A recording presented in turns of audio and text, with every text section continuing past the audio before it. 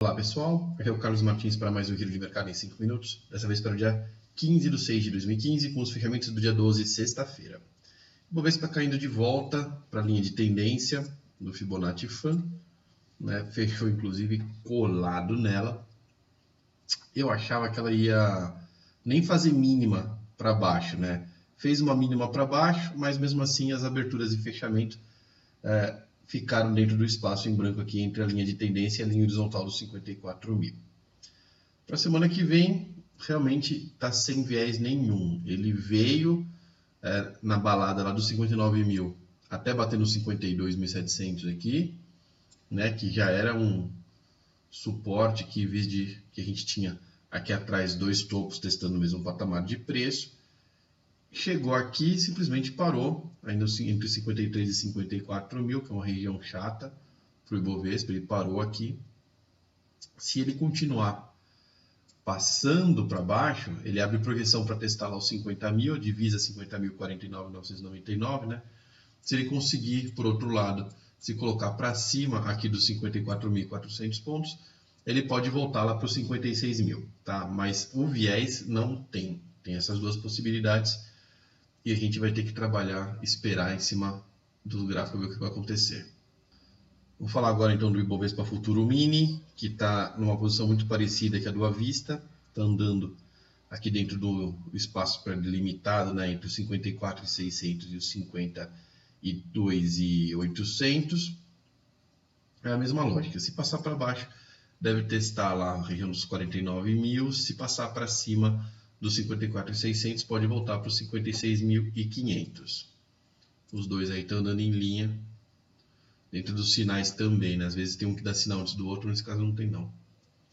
E aqui o dólar, que tinha feito uma figura de baixa ontem meio disforme, né? Até falei isso aqui no giro de mercado.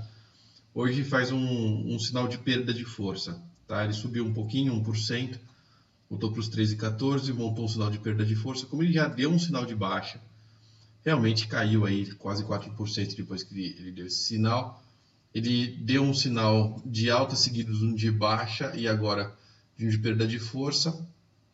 Realmente ele matou também aqui as nossas tendências e ficou com um sinal de indefinição mesmo. Como ele está na região dos 3,10 aos 3,20, bem no meio, né, nos 3,14 e 3, a gente vai com toda a pinta que a gente vai ficar aqui nessa região até uma nova formação de figura. Vamos começar falando dos papéis agora, então, falando da Petrobras, que caiu 0,2% hoje. Fez um candle verde porque o fechamento foi maior do que a abertura do mesmo dia, mas o fechamento foi menor do que o fechamento do dia anterior. R$13 é a região no meio do caminho entre os 12 e os 13,88, que são o suporte e a resistência dela. Ela está travada nessa região, mais ou menos desde meados de abril, tá? Subiu em disparada aí do finalzinho de março até a metade de abril, mais ou menos um pouco mais de um mês subindo que nem doida. Depois ela continuou um pouco na balada, mas já sem muita força, né? Acabou voltando e se colocou aí nesse patamar. Ela vai precisar passar acima do 13,88 para dar algum sinal de alta novo para a gente, ou perder os R$12 para dar alguma sinalização de baixa. Está aparecendo um ombro, cabeça a ombro essa formação, só que ela está com duas cabeças, que é uma formação disforme. Normalmente o ombro, cabeça a ombro apresenta dois ombros de cada lado e não duas cabeças, tá? Então realmente a indefinição aí na bolsa está bem generalizada. Vamos falar agora da Vale 5. Vale 5 que fez uma queda de 0,8%, travada ainda pertinho lá dos R$18, montou um bebê abandonado por corpos reais. Só que os corpos reais dos últimos dois candles não existem, foram dojis, né? Então a gente está com uma leve sinalização de baixa, que vinha de uma leve sinalização de alta da mesma formação, igualzinha, não fechou o gap dos 18,50, mas ainda está dentro da região de alta do triângulo que ela rompeu aqui com vistas a bater no 19,34. Então não tem o que fazer. A gente vai ter que aguardar ela evoluir para cima, que é o sinal que a gente tem, e de resto está parecendo mesmo que ela está bem indefinida. Quando esses sinais contraditórios começam a aparecer, estão aparecendo em vários papéis, nós temos uma sinalização clara de indefinição, né? Isso quer dizer que os stops podem ser disparados aí com bastante frequência nessa região de preço. E aqui o Banco do Brasil que perdeu de novo a linha de tendência, né? Tinha tentado passar para cima da linha de tendência, não se sustentou, perdeu.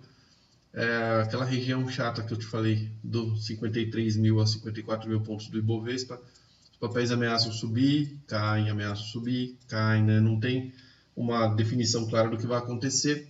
O Banco do Brasil não é diferente, totalmente travado. E vamos falar então agora do YouTube. O Banco do Brasil está sem definição nenhuma. O YouTube que fez um sinal de nuvem negra ontem muito mais nítido que o do dólar, né? Muito mais simétrico, realmente caiu hoje 1%, mas muito próximo do fundo dele aqui, dos 32,70. A última cotação que ele fez mais baixa foi no 32,77. Se ele perder os 32,77, vai abrir projeção para essa última mínima aqui do ano passado, tá? Que foi na casa, aqui em cima, nos 31,19. Essa mínima que a gente está vendo aqui do dia 27/10 foi quando a Dilma ganhou o segundo turno, né? Então isso aqui tinha um fator emocional muito forte.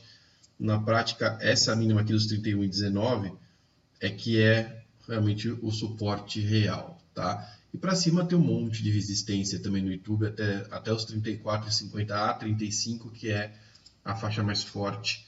Então não tem também muito horizonte aí de movimentos fortes. Vamos falar agora então da Ambev.